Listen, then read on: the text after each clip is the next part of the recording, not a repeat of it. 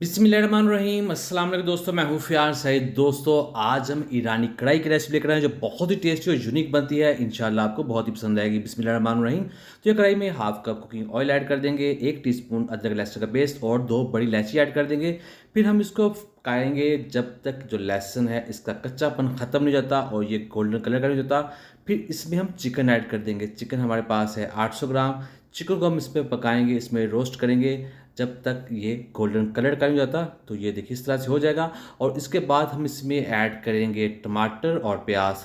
2 टमाटर ऐड कर देंगे बड़े साइज़ के और 2 मीडियम साइज़ के प्याज ऐड कर देंगे जिसको हमने चॉप कर लिया था।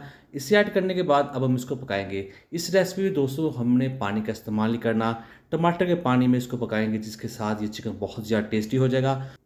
तो यहाँ पाउडर मसाले ऐड करेंगे। सबसे पहले जाएगा नमक 1.5 टीस्पून कुटी हुई लाल मिर्च ऐड कर देंगे।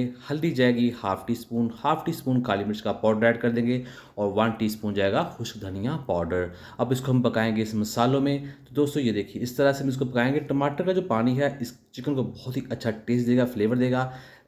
दही ऐड कर देंगे हाफ कप। दही को आपने फेंट कर ऐड करना है। इसके साथ इस चिकन का इस मसाले का जो टेस्ट है वो भी बढ़ेगा, इसका जो कलर है वो भी अच्छा हो जाएगा और ये क्रीमी भी हो जाएगा।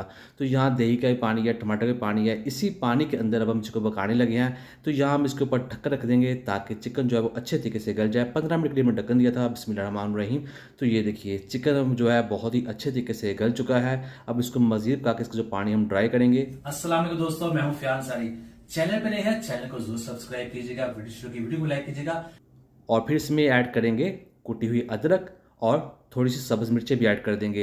यहाँ हमारे पास लेमन है, हाफ लेमन निचोड़ देंगे। कढ़ाई की रेसिपी है तो ये 3 चीज़ तो लाजमी जाएंगी। और इसको मज़ीद खुशबूदार और टेस्टी बनाने के लिए थोड़ा सा सब्ज़ धनिया भी ऐड कर देंगे।